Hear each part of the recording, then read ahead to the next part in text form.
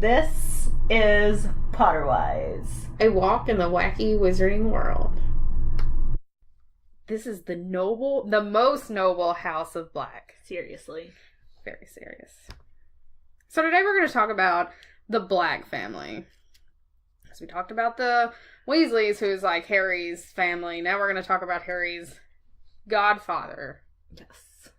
But not like The Godfather, the movie. We don't know. Maybe he was the godfather of Azkaban. I doubt it. I don't think Azkaban has a mob. That would be so cool. I don't think they do, though. I don't think they have that drive anymore with the Dementors around. Probably not. But can you just imagine someone, like, holding meetings in the showers?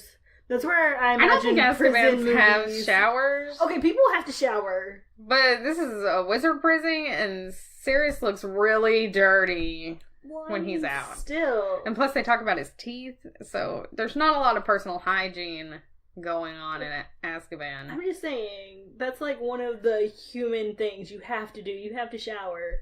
I'm just saying I don't think that's a luxury Azkaban has. It's not a luxury. It's like a necessity. I don't think it is in Azkaban. This is way off topic. So we're going to talk about Azkaban in depth one day. And hygiene. And how they need to shower. Well, they do. Have you saw Sirius? So the Blacks are purebloods from way back. Like, probably one of the original pureblood families. They are the original. I don't know. Just them. Yes. So they're pretty terrible. And they disown the good ones. So if you're good and you're born into the Blacks, you're getting disowned. Or just pretend to be bad? No, I don't think that works. Man. I mean, Sirius got disowned and they thought he was the Dark Lord's. Well, they didn't think he was. Everyone else did. So he couldn't even, like, have the reputation that everyone else did. Yeah. So, but they're part of the Sacred 28, which the Sacred 28 is the original 28 pureblood families. So, like I said, he is the OG. The Blacks are the OG. He is one of they are one of the OGs. There's actually a whole list, and we have it not printed out. We have it. That's not. We have it mapped out somewhere, and we'll talk about that one day. So the most notable member of the family is Sirius. I don't know if he's technically the most notable. Sorry, my doc just refreshed itself. That's weird. I know. I think he's the most notable in the way that he's just the most we know about. That's true. He's the one that we know the most about, but it doesn't mean he's the most notable in the wizarding world. No. Just in our world, in this podcast, right now. Yes. He is the most notable. The most notable, yes. But he was not the first Sirius Black. There was actually 2 Sirius Blacks. There were 3. Three? Well, I mean, there was 2 before him. I think there were 3 before him, but I'm not 100% sure. But the one that, like, I could find out was Phineas Nigelus's Black's older brother. And I think he died young from what I was reading on Pottermore. Yeah, I think you're right. And so that's one of the OG Sirius Blacks. Sirius Black was not OG. No. The first time he was mentioned is actually in the first book by Hagrid. He loans Hagrid the motorbike, and then it just kind of becomes Hagrid's. Yeah, I think Hagrid just, like, keeps it, even though I feel like it would totally be useful for Sirius on the run. See, there's something that's interesting to me is, in the first book, it says that Sirius loaned it to Hagrid. And then in the third book, when they're talking about Sirius, they're in Hogsmeade, and they're talking about Sirius. He's like, he gave me his motorbike, said he wouldn't need it anymore. So did he loan it to him, or did he give it to him? Well, I think Sirius just, like, I was reading this thing, and it was that Sirius went to the Potter's house, but I don't think there's any mention in the book of Sirius actually going to the Potter's house after it's been destroyed. I could be wrong on that, but I'm not sure. There's not any mention of it except for the fact that he met Hagrid and gave him his bike. Which is what I'm getting at, is I think he probably was like, here, Hagrid, you can use this to take Harry back to Hogwarts or whatever. Like, I don't know. Like, it's a very gray area that we've tried to figure out, and we just can't. I think Sirius knew he wasn't going to need the bike anymore because he would be in Azkaban. Yeah, because he was planning on killing Pettigrew. No. Like, I was reading an article last night preparing for this podcast, and Sirius was supposed to be in the Philosopher's Stone, the Sorcerer's Stone. He was supposed to be an actual character, but she went a different direction with that. Mm-hmm. But she did say when he got arrested, of course we don't know a whole lot, but he did laugh because he had a breakdown. He lost it. I would have also lost it. Because, I mean, he thinks it's his fault. Yeah. I mean, it doesn't take much for me to lose it, though. Just hanging on by a thread most days. I don't have a thread. So, he's Harry's godfather, as we said. And he's animega? An unregistered animega. And his form is a big black dog. Which is bear-like. Yeah. Harry thinks it's the Grim. Yeah, he thinks it's a Grim. Because he sees it on Privet Drive. He almost gets hit by the night bus. That's the first time he sees it. Yeah. Then he learns about, like, he sees a book in Diagon Alley about Grims. He's like, I saw that dog. Next time he sees it, he falls off his broom and almost dies. You know, JK is some serious about some, like, introducing one thing in one book that's going to be prevalent at the end of that book, and then she just runs with it. Yeah. Just like Portkeys in Goblet of Fire. She just runs with that. Yeah, yeah. So I'm confused. You stay that way, it's fine. Why are you confused? Because I can't read. So he's the first black not to be in Slytherin. Yes. And you would think that's enough to be disowned, but that's not the reason he gets disowned. He meets James, Lupin, and Pettigrew at school, and they become, like, super tight. And become the Marauders. They do become the Marauders. I wonder why they named themselves that. I saw this picture. It was like a meme. And they were hanging out or something. And McGonagall comes up and was like, what are you Marauders doing? And Lupin's like, that's a cool name. That's what we're going to be called. But I mean, like, that's how it actually happened. What does that mean? We should have looked that up. It's like people that are up to no good. They're just kind of meandering and like, what are you guys up to? Okay. I guess that makes sense. So he was very skilled in non-verbal magic and charms, and we see that in Order of the Phoenix. Yes. When the Weasleys are at his house. He does a lot of non-verbal. Because, I mean, if you can do non-verbal, why wouldn't you? Yeah, why wouldn't you? He rebelled against his super pureblood family by parading his muggle love for all to see. He had muggle posters on his walls. He just really wanted to rebel against his family and be like, I'm different. I don't share your values, your beliefs, or do you like think it was rebellion, or do you think it was just, like, that's serious? He liked those things. I'm sure he liked those things. But I think there is that teenage rebellion. He wanted to prove that he was different and wanted to be his own person. And he wanted to make sure his family knew that. I think he's got, like, muggle posters on the wall. Yeah, he does. He's got, like, a chick in a bikini. I thought you said a chicken in a bikini, and I was like, no. No, a chick in a bikini, not a chicken in a zucchini. Is that what you thought? Well, that's what it sounded like. Okay, well, maybe. Maybe he had that too. We don't know. That's never mentioned. I want a poster of a chicken and a zucchini. That's not, like, canon. I feel like that would make this room look a lot cooler. It would. It would really add to our podcasting room. If you guys know where to find a poster of a chicken and a zucchini, let me know. Or if you just, like, want to draw one. Yeah, that'd be cool too. I'll put it on my wall. And then just every podcast will look at it. Yes. So he was falsely imprisoned for Peter Pettigrew's death. Because Peter Pettigrew really done the death. He done the death. He done the death. It's that great Voldemort video. It's like let me do the death. But he was gonna go kill Peter. Yeah. So he might have been falsely imprisoned for it, but he was actually gonna be imprisoned for it. That's true. And he got imprisoned really young. He got imprisoned at 22. I was reading last night, and so that's extremely young. If you're 22 and you're listening to this, you're like, no, I'm not young. You're young. Yeah, and you're in, like, your formative years, you know, like, your adult formative years. Yeah. And so because of that, he never really grew up. He was stuck in this 22-year-old mindset. And it really shows in not the Prisoner of Azkaban, the Order of the Phoenix. Because he wants Harry, who is 15, to be like his best friend and all this jazz. He does. And Harry's a kid, and Sirius is really bad about not treating him like a kid. Yeah.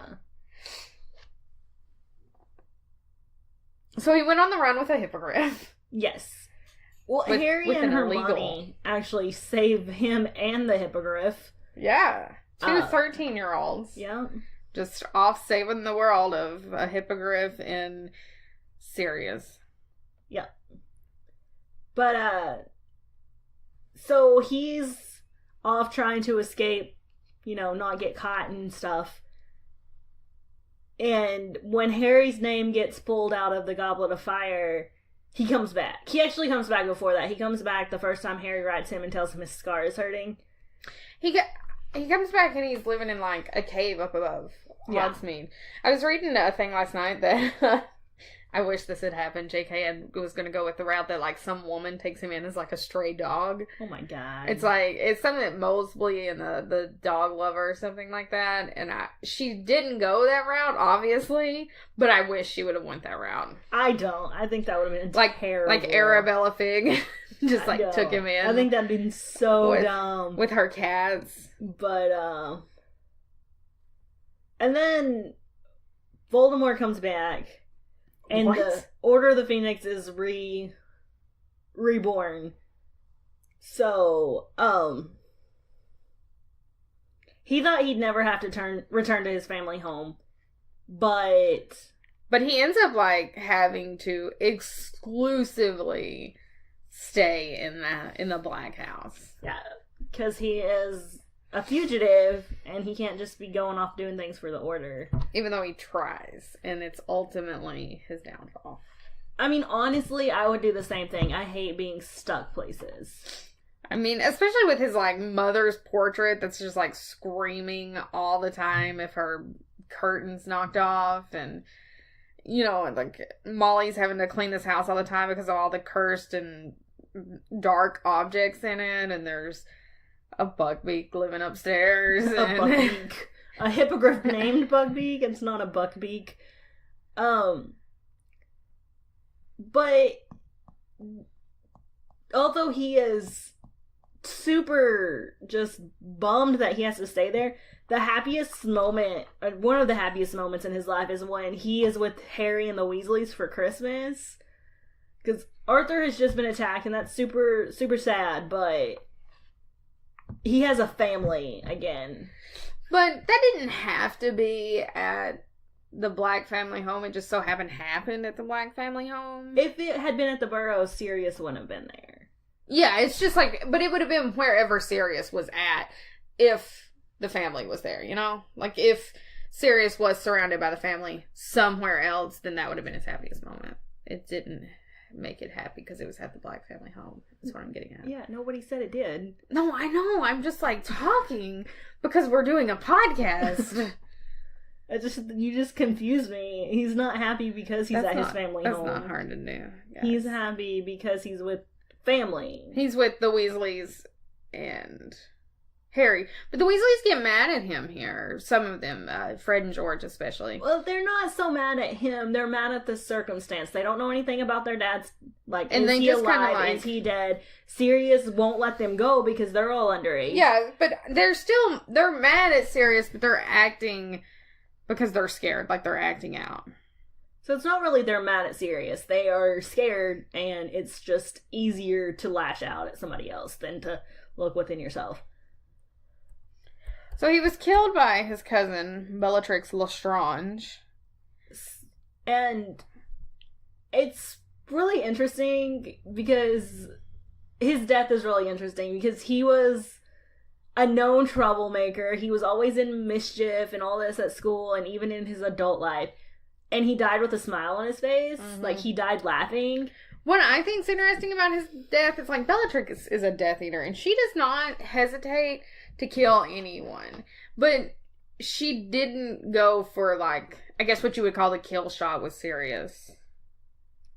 She definitely doesn't. She tries to stun him, and the force of the spell knocks him through a veil, and that kills him. It's like the veil between life and death. So he's taken from the living and put with the dead. But so he doesn't actually die in the sense of... transitions into death. It's a very weird concept, but I feel like it's weird that she didn't go for the kill shot, and I wonder if it's because they were cousins originally. You know, I don't think so. I don't think there's any, like, family, because she wants to kill her niece. And she actively says that she does kill her niece. Is that explicitly stated in the book? I'm pretty sure. We'll get back to you guys on that. But, I mean... Because it's been a while. I try to avoid that part of the book. I love that part of the book. I love the action sequences. I don't love that Tonks dies. But... he would not have died. The important thing is that he would not have died. Like, if he'd have been stunned standing somewhere else, he would have lived. Possibly. So I think that makes it worse and sadder. I thought you were just going to be like, swag. Like, no, we're not doing that. No. So he's similar with Harry. There is a lot of similarities between him and Harry. Mm-hmm. They both had really terrible childhoods. Harry grew up with the Dursleys, who tried to stamp out his magic. Sirius grew up with a very oppressive household that hated all things non-wizarding. And then Sirius grew up in a house that hated the Muggles. Real bad. It's kind of like the reverse. I was about to say, it's like opposite. The Dursleys hated wizards and the Blacks hated Muggles. Except the Blacks were evil. They had all this, like, these dark objects in the house. Like, I mean, they had some evilness. I think evil is a very subjective term. I think all the stuff they had in their house. All they knew. Well, it's like Umbridge. She didn't think she was bad. Nobody thinks they're bad. I think some people know it. I mean, Voldemort probably knew he was bad. I'm pretty sure he did. But no, most people that we would assume are bad people that are evil, they don't think they're bad. Yeah, but I think the Blacks pretty well knew they weren't the best people in the world. I think they were living their truth. I thought you were going to say their best life, and I was like, I don't think so. They were living the life that they knew. Was it societally recognized as good? No. But was it good for them? I would assume so. For some of them, not Sirius. Well, I mean, different people. To segue into this, I mean, it's Regulus. I think Regulus, he makes that change. From realizing that the life the Blacks are used to living is not the way you should be living. I think Let's go back to the similarities with Harry. I think we skipped around a little bit. Now I'm confused. Now I'm lost in the... Both Harry and Sirius found comfort in other people's families. The Weasleys and the Potters. But Sirius didn't go to the Potters until he was 16? He didn't officially, move in with the Potters until he was 16. But I wonder if he, went home on Christmas and stuff with the Potters. I would imagine so. I don't know if his mother was like, no, you have to come home. I doubt it. I don't think his family liked him. Well, they don't have to like you to make you come home, I don't see his mom being like, no, you have to come home. I don't know. We don't I feel like it's more of the Dursleys be like, stay away, nobody likes you. They're both famous. Well, Harry's famous and Sirius is more infamous. Yeah, I mean, Sirius is a mass murderer in the wizarding world. Yeah. Even though he's not. That's true. I wonder if Sirius ever really killed anyone. I can't remember. I don't think he had. Maybe in the Ministry fight, but I don't think he did. No, I think he died too soon to. I think he would have. More harm. Especially if someone was going to hurt Harry. They both suffered loss. I mean, and it was the same loss. It was Sirius's differently. Best friends. Yeah. I would even imagine that it was his best friends. I would say Lily was one of his best friends too. Well, at this point, it's more like a brother. Because James is like his brother. Oh, yeah. So it's just... It's past best friend. But I would consider Lily his best friend and James his brother. Maybe. And, I mean, obviously those were Harry's parents, so... They're both natural leaders. I wonder, in the dynamic of James and Sirius, who was the leader in the friends group? Because they both seem to have such a similar personality that I really don't know.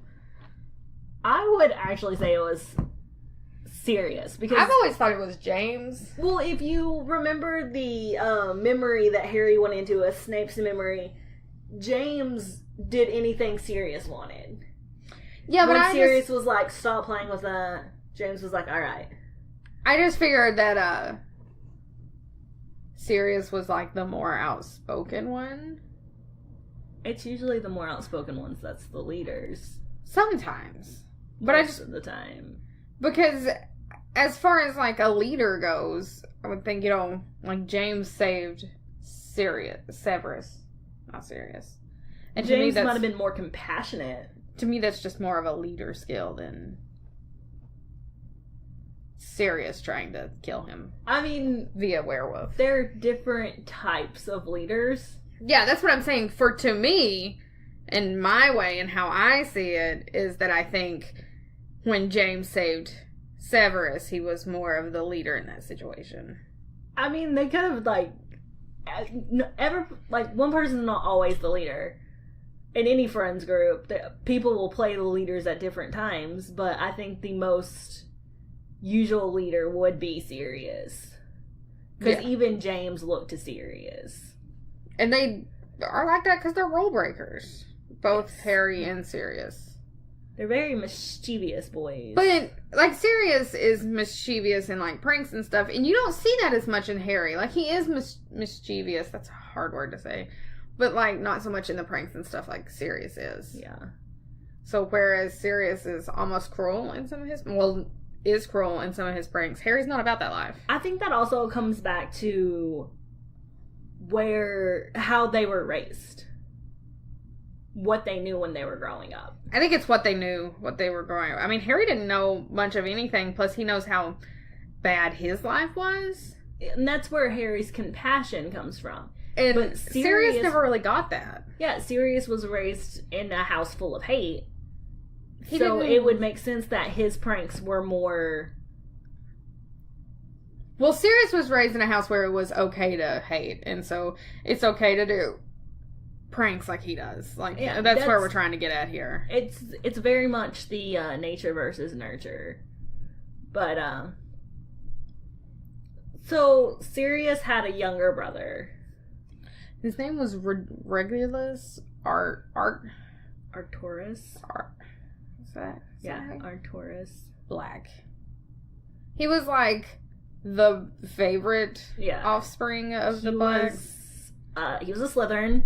He was a seeker for the Slytherin. He was also a prefect. He was super smart. He was in the Slug Club.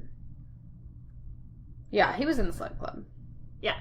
So Sirius tells Harry, they're talking in Grimmauld Place, and he's like, my family, they weren't Death Eaters. They came before the Death Eaters, but they had the same ideas.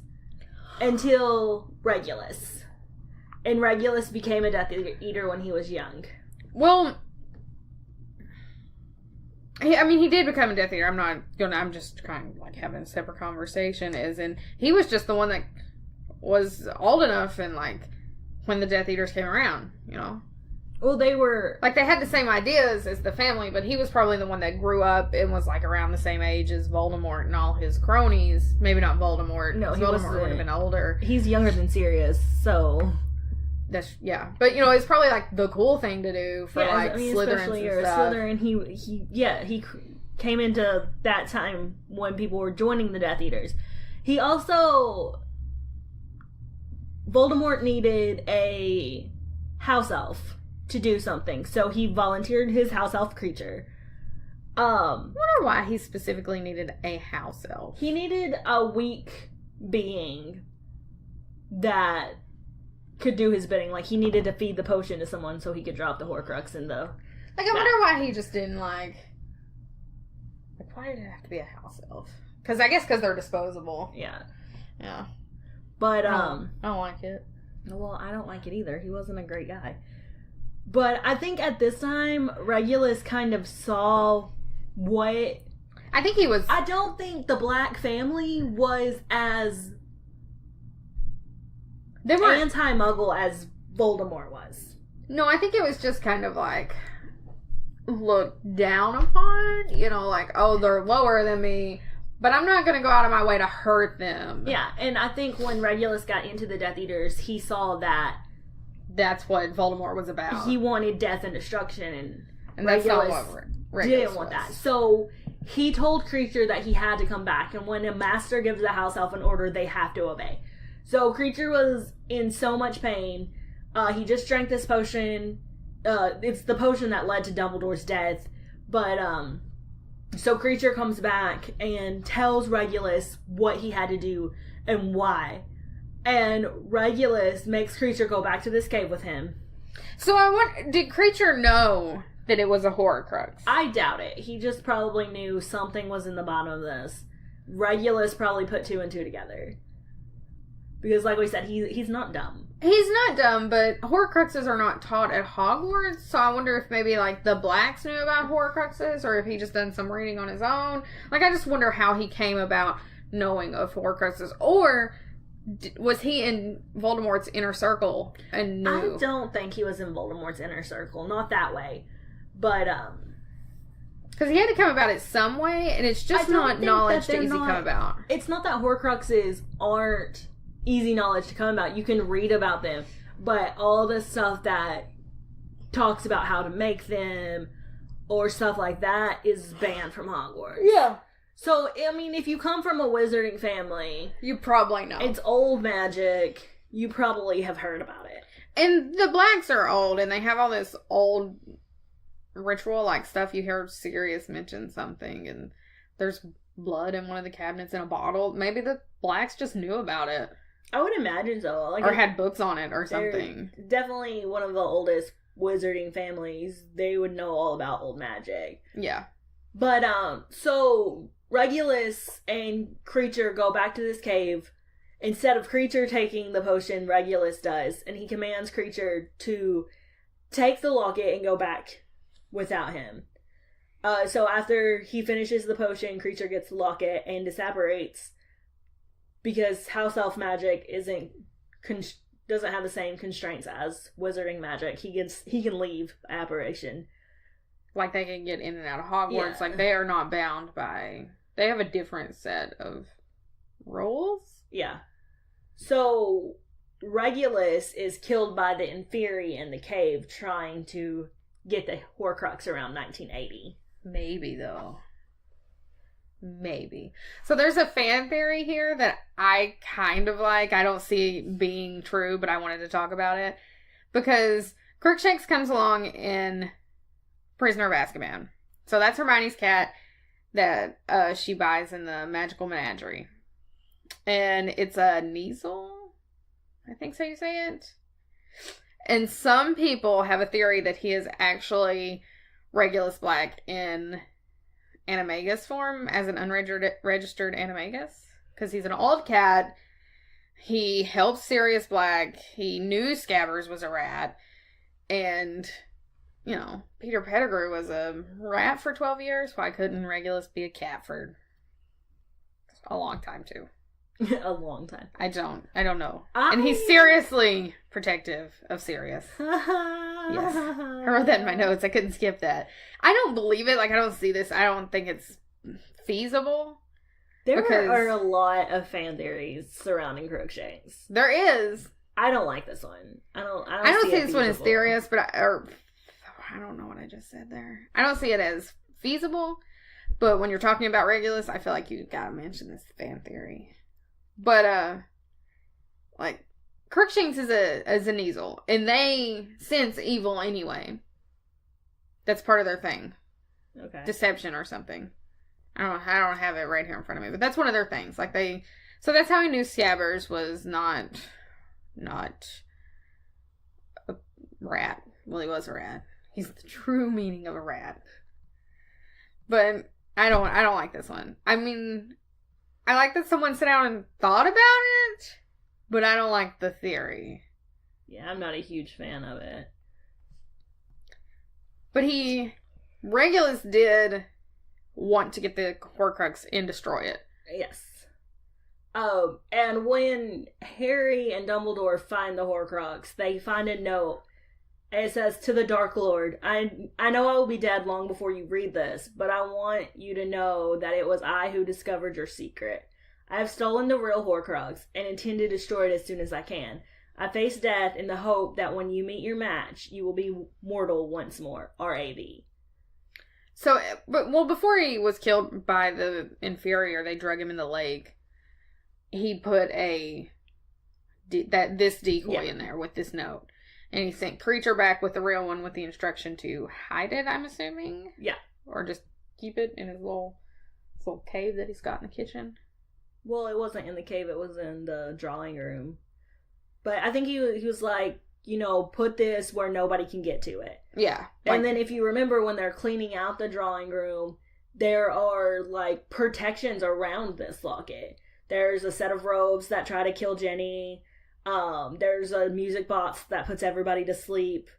There's a lot of things that they have to overcome to get to this locket. Because Creature was following orders. So in this way, I mean, Regulus was fighting the Dark Lord, and he was an unsung hero. Most definitely. We only hear about him a handful of times throughout the books. Well, it's really only in 6 and 5. Do we hear about him in 7 any? There might be a small... No, it's the 7th one, because that's when they figure out who R.A.B. is. And that's when Creature tells them what happened and why that locket's important. Yeah. So 5, we get a small mention that Sirius has a brother, Regulus. Yes. It's a very small mention when he's at the tapestry. 6, I don't think he's in the 6th book at all. Well, he's in the 6th book in the way that Slughorn is like, I had Regulus. And he wanted the pair. And then... the R.A.B. and the locket, they find that out. And but then they don't know the it's story Regulus. Comes along in the 7th book. So he's very minute in the books, and I just feel like he should have had a bigger role, because he seems like a cool dude, even though he was Slytherin. Well, it really shows that, as I was talking about earlier, people aren't 100% good or 100% bad. Yeah, everybody is a mixture of things, and people change and grow, and their ideas change and grow. When Regulus joined the Death Eaters, he thought that's what he should do. He thought that was the good that he could do. And then when he saw what they were actually doing, he realized, like, no, this isn't what I need to be doing. He was definitely a silent part of the resistance against Dumbledore. Or, nope, Voldemort. He was an active part of the resistance against Dumbledore to begin with, but then he changed, and he was a very silent resistance against Voldemort, because he wanted one resisting Dumbledore to destroy this Horcrux. And I mean, he didn't, but he made it. In a way, he made it harder for Harry and them to find the Horcrux. His intentions were good. Yeah, it's not his fault that he died before he could see it through. Well, I think he knew he would not get off the island. I mean, that's why he told Creature to hide it. Why wouldn't he just, I don't know if this is how his half-elf magic works, but couldn't he just, tell Creature to take him back? I don't think that's how it works. I mean, I don't know. It's an order, but I don't know if they can, well, no, because Dobby takes people out of the Malfoy Manor. They can affiliate with him, but Regulus didn't do this to make sure he lived. I know, he did it to try to help destroy the Dark Lord, and I get that, but I'm just saying, but he also did it to keep Creature safe. Yeah, but I'm just, could he not have, at this point, I'm just saying, is this how house elf magic works? Could Creature got him off the island? It's possible, but I know that's not what Regulus wanted. I think there was a chance that if they tried that, they both would have died, and the locket would have just been floating around and nobody would ever found it. True. So that's pretty much the most knowledge we have about the Black family. I mean, the most in-depth knowledge. Well, on people with the last name of Black. Yeah. So now we're just going to talk about how the Black family was odd. they were something. They're very maybe from West Virginia. School, and it's like back in the day when they wanted royalty to stay in royalty. It's the same thing with the purebloods. They wanted purebloods to stay purebloods. So Sirius and Regulus's parents, Orion and Wahlberger, were cousins. They were first cousins once removed, I think. I think they were. That stuff confuses me. Sometimes I know it and sometimes I don't. And especially when you get in such a big and very complicated family tree that is the Blacks. Yeah, if you go on Pottermore, type in the Black family tree and you'll get this graphic, and it is super complicated, but you will see that Orion and Wahlberger are cousins. And I mean, it goes back to the royalty thing. Like, the Blacks are part of the Sacred 28. Which is wizarding royalty. It is. It's the 28 families. The Weasleys are part of the 28, but they don't like to say that they're part of the 28 because they're blood traders. Because they don't care about their bloodline. The Blacks very much cared. So that's why cousins marry cousins, I guess. So now we're just going to run through a couple of notable Blacks. There's Phineas Nigellus Black. He was the former headmaster of Hogwarts. He's actually the least liked headmaster. I think he's probably my favorite headmaster because he is very sarcastic and snarky. Is so snarky. Hey, I wish he'd have been in the movies. There's one glimpse of him in Order of the Phoenix, I think. I'm not super sure on that one. But he's not in them as like a character. Yeah. He might have a mention. I mean, and he actually helps the trio when they're looking for Horcruxes. He tells Snape where they are so Snape can give them the Sword of Gryffindor so they have a better chance of destroying the Horcruxes. He's a great character that definitely got left out of the movies. Yeah. But he might be the least liked headmaster, but he's definitely one of my favorite characters. Straight up one of my favorites. Some of Sirius's cousins are very well known in the books. Narcissa Malfoy. She married Lucius Malfoy, mother to Draco. Did she? Andromeda Tonks married Muggle-born Ted Tonks. They got blasted off the tapestry. Well, if you got disowned, you got blasted off the tapestry. We'll get back to that in a minute. Basically, if you were the better. Bellatrix Lestrange, who married Rodolphus Lestrange. And I believe the Lestranges are also on the 28. They are. And the Malfoys are as well. But not the Tonkses. Because they're Muggle-born. Yeah, he's Muggle-born. But I love Ted Tonks. I love Ted Tonks, too. Bellatrix was Voldemort's right-hand woman. Well, man. Yeah, she's a woman. Elladora Black started the tradition of beheading house elves when they got too old to carry stuff. So in Grimmauld Place, there is a wall of house elf heads. So that's fun. So like we were saying before, there are the Sacred 28, and you can see these names throughout the Black family tree. There's Ursula Flint, who could be a distant relative to Marcus Flint, the Slytherin Quidditch captain. And I mean, more than likely they are. Yeah. And there is Hepzibah Gamp, who is a possible relative of Ulick Gamp, the first Miniature of Magic. Or the author of Gamp's Law of Transfiguration. There is Violet Bulstrode. Possible relative to Millicent Bulstrode, if you remember from the second book. Hermione and Millicent are dueling in the dueling club, and she gets a cat hair, thinking it is Millicent's hair, because she wants to put in the Polyjuice Potion. It's not. We've got Herbert Burke, who is possibly a relation to Burke from Borgin and Burgs. And I mean, these possible relations, they're probably just distant. I mean, pureblood families on this side didn't mix with common folk. Lysandra Yaxley, Corbin Yaxley is a noted Death Eater. Isn't Yaxley the one that takes over the Ministry? Or he's definitely a high up. I don't know if he's the one that takes over for Minister of Magic, or if he's like the police. He works with Dolohov. I think they're more like the police. Yeah, I think so. Melania? Maybe. McMillan? We're not sure on that pronunciation. But she's probably related to Ernie McMillan. It's a Hufflepuff in the same year as Harry. And then there's Irma Crabbe, who, of course, Vincent Crabbe is one of Malfoy's little cronies. And his father's a notable Death Eater. Charles Potter. Which is a relation to Harry Potter.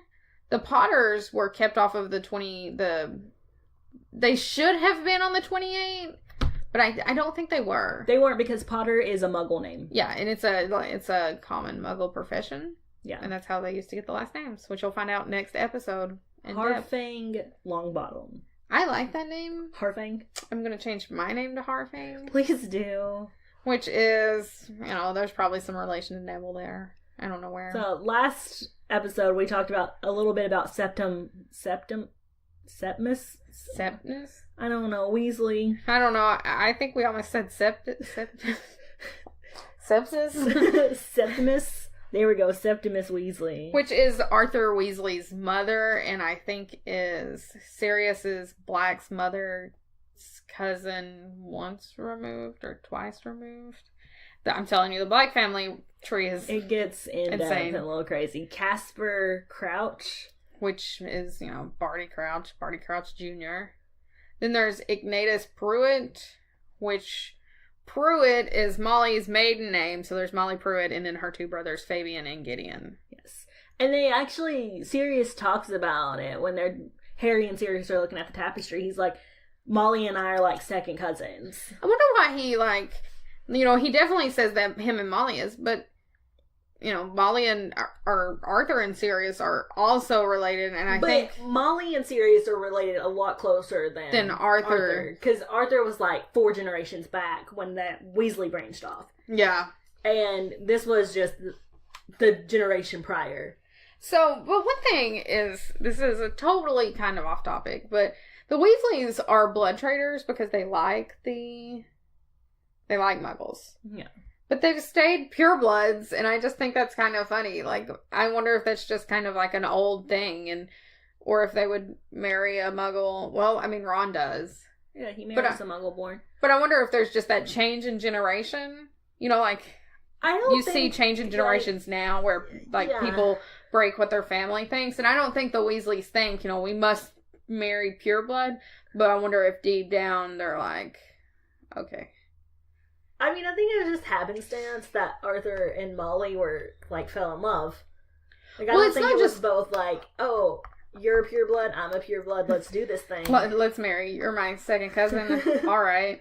No, that's not what I mean. It's just, because it's more than just Molly and Arthur, but I'm on back in the Weasleys.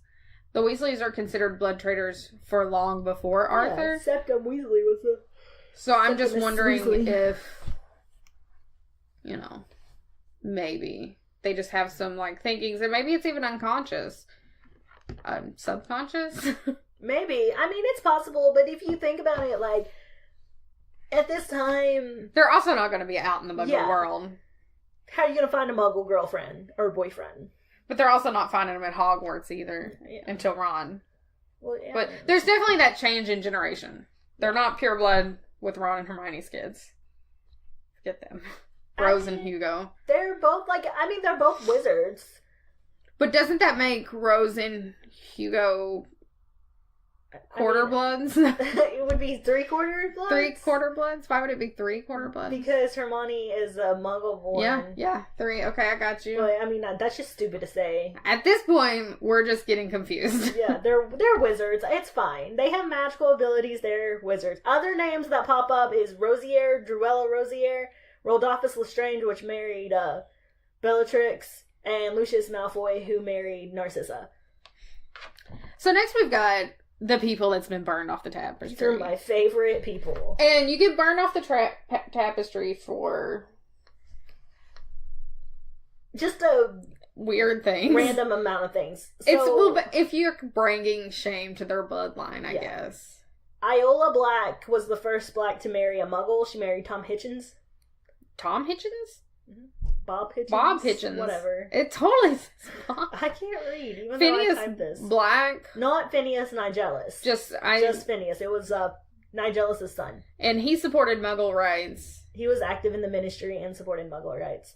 Marius Black, she was a squib. And then Crudella Black which is Arthur's mom, and she married a Weasley, and they're blood traders. You can't have that. Alfred Black gave Sirius money. He left him a lot of money because Sirius was his favorite nephew. And, well, did he get burned off before that or because of that? Because of that. Okay. And then Sirius Black, of course, he ran away from home. He liked Muggle things. There was a lot going against Sirius. Yeah. He was a Gryffindor. Yeah. Yeah. Andromeda Black, which is Sirius's cousin, married Ted Tonks, and they had a little baby Tonks named Nymphadora. I love Tonks. I also love Tonks. Nymphadora was never on the tapestry. Yeah, because Amadora got burned off. I think it's really interesting, before we move on to Grimmauld Place, there are a lot of names in the Black family from constellations and stars. That's Andromeda, how they know, yeah. Sirius, Narcissa. I'm pretty sure Narcissa's one. Orion. There was another one that I was just reading about last night, and I cannot remember it. I think even Credella has something to do with constellations. So. But yeah, J.K. is known for putting in these things, and a lot of the Blacks being named after celestial things is one of them. J.K. Rowling does research in an amazing way. She really does, and it's really interesting. I don't know if this is happenstance, but if you go and look at the years in Prisoner of Azkaban and you look at the moon phases, when he transforms, when Remus Lupin transforms, they all line up with a full moon. And I just think that's like, that blows my mind. It's because Lupin was a werewolf. I know, but the fact that instead of JK just writing it and was being like, hey, this is fiction, no, it literally lines up. She made it line up with the full moon. In like real-time life, in England, in the time that this would have taken place, if you look at actual calendars, they were full moons. Okay. I just think that's really cool that she would go to that point and do that research. I think it's really cool. Because Harry Potter is not fiction. I don't care what people say. Okay. There's a theory about that, and I cannot wait to talk about it. We'll get to that super soon. Excited.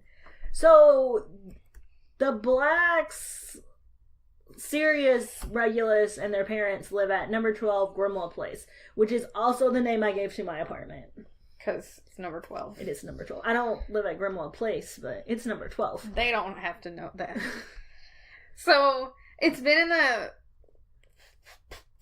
the Blacks family forever. Is it in a Muggle community? In the book it is. It is. And I think it is insane that the Black family home is in the Muggle community. I think it was there before the Muggle community. So you think the Muggle community got built around Grimmauld? I think so. Then why would it be number 12? I don't know. 12's a cool number. It's divisible by 3 and 6 and 2. Well, yes. But how many other numbers do you know that are divisible by 2, 3, and 6? Usually. Besides 18. I'm not going to do math right now.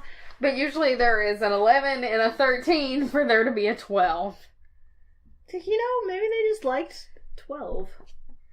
Don't question it. So it's invisible to Muggles, and I think you have to do something to get it to appear. You have to know that it's there. Do you have to just know that it's there? Yeah. Well, it's also, because Moody and protected by the secret, like Dumbledore's the secret keeper. Yeah, you have to be a secret keeper. Well, the secret keeper has to tell you about it. Or write it on a piece of paper. Same thing. He's telling you about it. I think it's weird. But, yeah. So it's invisible to Muggles, and it's non-plottable, can't be put on a map, and all that stuff. Which is fascinating. I wish my apartment was non-plottable. I mean, just don't plot it. It's already been plotted. It's the headquarters to the Order of the Phoenix. You can pretend. There is this large shrieking portrait of Wahlburger Black that just screams at people if it's not covered 24/7, and if you make a loud noise, like the curtains come back and she's screaming at you. I just assume she's like asleep, Maybe. I don't know. It just seems like a bad idea. But they can't get it off the wall. Because she put a permanent sticking charm on it when she was alive. Old lady. So, like, the Hogwarts Hogwarts headmasters and headmistresses, their paintings get commissioned before their death, so they can kind of talk to them and, like... I would imagine it's the same with most wizard portraits. Well, I think that's just with all wizard portraits, but... Was she screaming derogatory terms at her portrait while she was alive? Probably. So that's intense. I love it. She's like, blood traitors, filth, something. I don't remember all of it. But great. It's just, she's in, like, Creature talks to it when he's cleaning it. He also talks to himself. We're going to get to Creature in a minute. I love Creature. But Harry and... the trio and Ginny and Mrs. Weasley, and I think, Remus and Sirius help as well. The twins. I forgot about the twins. They have to clean this place, and it has been abandoned for 13 years. And a lot has happened. Yeah. There's doxy eggs. There's dangerous objects, like we said earlier, surrounding this Horcrux, which they don't know is there. So in pause, because I just thought of something. In the book, Harry can, like, hear the Horcruxes when he's close to them. Or in the movies. I don't remember if that's how it is in the books. It's not hear them, he can feel them. Well, in the movie, he can hear them, which I guess that's, it's cinematic effect. But I wonder if there was just so much going on that he just didn't feel it. Most likely. He's in a new place. He was also going through a weird time. Stuff, yeah. He was very angsty, Harry, in Order of the Phoenix, so... He probably felt it, but not as much, because he wasn't that close to it. And he just, he was always mad in this episode? No. Yes. In this book, he was always mad, so I'm sure that didn't help. Probably not. I wonder if that's the reason he was like exploding at Grimmauld Place. Maybe he subconsciously was feeling the Horcrux. No, I think he was just an angry 15-year-old. Well, he was an angry 15-year-old. Grimmauld Place had a lot of roles throughout the series. In the pre-series, it was Sirius's family home. I didn't know what you were going to say. And then it becomes the headquarters for the Order of the Phoenix and kind of Sirius's prison.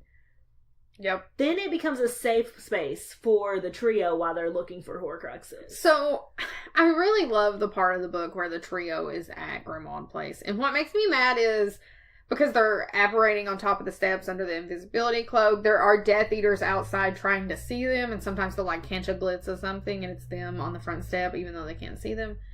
But that's not in the book, or in the movie. You see, I think they're there for 1 or 2 nights. See, in the books, they spend a good chunk of time, a good chunk of time, a month or 2 there. I know they're there until Hogwarts starts. I can't remember how long they say after Hogwarts starts, but I feel like that's around the time that they have to leave. Yeah, it's not long after that. There's a botched apparition trip, and because they're secret keepers, the Death Eaters now know where it's at. Well, okay, if you think about the timeline, so Bill and Fleur get married the day of Harry's birthday, or the after? Day after. So that would be August 1st. Yes. So school starts back on September 1st. So they're there for 2 or 3 weeks at least. Because they don't go straight to Grimmauld Place, do they? The first apparate to London. Yeah, to a coffee shop. And then the Death Eaters find them. And then they go to Grimmauld Place. Okay, so they were there for probably a month. At least. I think it's more than a month. But we don't remember how long after they were there for. I think they're there until October. They're there for a while. I know they are. But they're there at least a solid month, and that's not in the movies, and it makes me mad. Yeah. It provides them a place to stay. Creature, it's really a good transition from where they were on the run to, they left the Weasleys, which is a very comforting place, to Grimmauld Place, which isn't as comforting as the Weasleys. But they know it. Yeah. It's still got a bit of comfort. They spent a lot of time there. And so it's a good transition from safe space, kind of safe space, to the middle of a wooded area. Yeah. Tent. Tent. I was trying to say tent. But, you know. One of the things that really makes Grimmauld Place a safe space and a place where they can stay for a while is Creature. After they adjust to each other. Well, Creature was around hate his entire life. Yeah. And that's what he learned, because that's what you do. You learn. And you've got, like, he's around, like, Blood Trader hate and Muggleborn hate, and you've got a Weasley, who is a Blood Trader. You've got Harry, which is a half-blood, and you've got Hermione, which is a Muggleborn. Not only is Harry a half-blood, he took out the darkest wizard of the age. In which I'm sure, you know, the Black family wasn't Death Eaters, but they probably still supported Voldemort. Maybe they were his funding. I don't know. It's possible. I don't think he needed funding. But, so, Creature is this old house elf, very stuck in his ways. He talks to himself out loud. He calls people, like, it's very much unfiltered thoughts that come out of his mouth. But it's like, you know, when people get older, like my grandmother does not have a filter. She just says whatever she wants. And so I think that's, you know, it's just, Creature doesn't have any filter. He just says whatever he wants. But he's also very loyal to the people who are good to him. Narcissa and Bellatrix are nice to Creature, so he helps them. Yeah. Even though it goes against his master, who is mean to him. And, yeah, because Sirius is so mean to Creature. I feel so bad. I do too. But in Sirius's defense, Creature represents the life he ran away from. And I get that, but, I mean, house elves are small, you know. Look at Dobby. So cute. Dobby was the reason Harry had to regrow the bones in his arm. Dobby done a lot of things wrong. But they are powerful. Yeah, they have strong magic. I mean, Creature was able to return from the cave. And we learned this in the 7th book, where Harry and Hermione are talking to Creature. They're like, hey, do you know where this locket is? And Creature's like, that sneak thief Mundungus stole it. So he goes and gets him. Yes, he goes and finds Mundungus so they can find out where the locket goes. But Hermione also gives Creature Regulus's actual locket. And that's when we see a shift in Creature. Creature sees that Hermione is nice, and she's offering a piece of his old master to him again. And Creature becomes so much nicer because he got shown that nicety, and he returns the favor. I mean, it's just a 180. He's making them hot food, good food. Yeah. And, I mean, Harry's his true master now because Sirius leaves Grimmauld Place to Harry. But, you know, I mean, we see that he's making French onion soup, which is the only thing I can think of right now. And it's so sad because he makes that the day that they have to leave. Like, the day that the Death Eaters like, that's what Harry with wants. them. Yeah, he's like, Creature's got your food ready for you when you return, sir. And they can't return because the place has been compromised. And it's just sad to me because I'm sure Creature waited for them to come back. He might have even thought they were dead. It is really sad. But the thing that I love about Creature the most is at the end of the 7th book, he leads all those house elves in Hogwarts into battle, and he's like, we are gonna fight for Master Harry and Master Regulus. We're gonna take this down. And he's just a little elf. Like, they're getting a little squeaky. Elves, and it's just amazing. It kind of makes me sad. It makes me sad because Dobby would have wanted. I don't know why I'm usually not this for Dobby, but I am this episode. He would have wanted to fight. He would have. And Dobby died fighting. Yeah, he died rescuing people from the Malfoy Manor, and Bellatrix kills him. Yeah, we're definitely going to have an Unsung Heroes episode where we talk about all these in depth. Yeah. But it'll happen. Yeah. But for now, since we're in depth into this episode and getting to our time limit, we're going to play Get to Know the Podcasters. So, would you be blasted off the family tree, and why? So, are we talking like the black family tree? Yeah, the black family tree. Like, definitely, because I wouldn't be for Muggle rights. I would just not support all of that. Plus, Hermione's cool. She's one of my favorites. She's really cool. I would also be blasted off, but I think it's because of, like, my smart mouth. Yeah, that's true. Like, I would mouth off to somebody, like, you guys are stupid. I do this with my own family. You're already blasted off your own family tree. You just don't know. Most likely. They've not showed you that part. So, which black family member do you relate to the most? And why? I hate NY. I didn't write these, Jennifer did. I wrote them, but you have to explain. You can't just be like, I Charles hated those. Potter, just because that's a cool name. No, that's not it. Well, I think we already know mine just because it's a cool name. But I hated those questions on tests that was like, and explain. And I was like, ugh, I don't want to. I loved those questions. Okay, but which family member? I really think Phineas Nigellus is who I relate to the most. That's because he's snarky and sassy. He's very snarky and he's very sassy. But deep down, he's a good guy. Yeah. And when he learns that Sirius dies, he goes to his portrait in Grimmauld Place and goes to every portrait screaming his name, trying to find him. He's got a really strong sense of family. Yeah. And he had a position of power and people don't like him. People don't like me either. That's true. It's just, you know what? I like Phineas Nigellus. So, I mean, I really like Tonk's mom, Marauder Black, because she is so great. And doesn't Ted die? No. Yes, he does. And she loses so much. Yeah, she loses her husband, her daughter, her son-in-law. And, like, she has to take on raising Teddy. So, I mean, I just think she's a strong character. So, is that also your favorite Black? Yeah. No, I'll go with Tonks as my favorite Black. Okay. Even though she's not a true Black. I'm not sure that I relate to Anomina the most, but I don't know. They're just kind of both the same. Okay. Because I've not lost everything, but I admire her, I guess. So we'll go with that. Could you behead a house elf?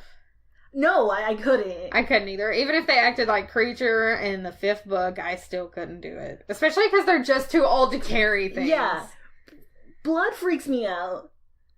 I can't, like...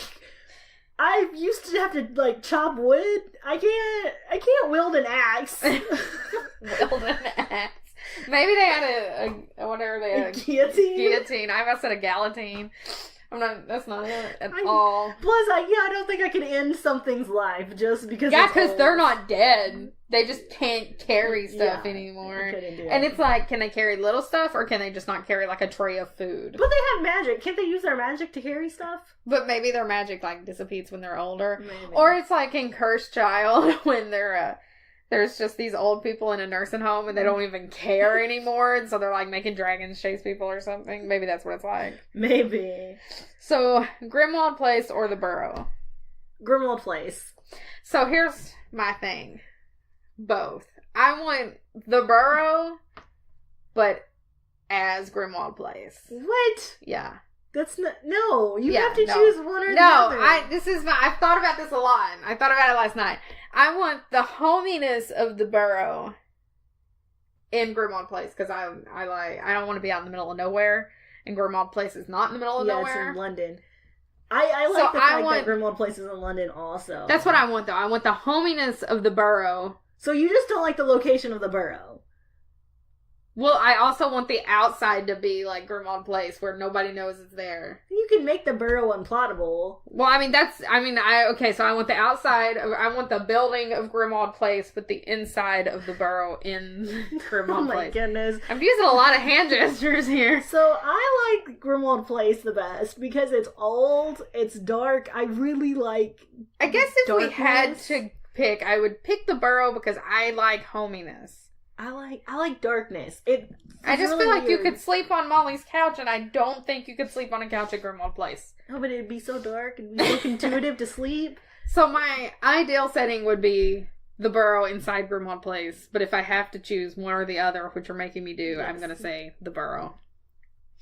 Which that's good, because they're... I often like to set in the dark. I know. It's weird. Rainy days are my favorite. Which it is rained so much. No. We're gonna have to like kayak to work. My car has a leak in it. Her car is now a pool. It's true. You can swim in it. But yeah, so that's it for today. Join us next week for an in-depth look at the Potters. The Potters. I don't know what that was. I don't know what it's staying in. And just remember, never tickle a sleeping dragon. Unless you really want to.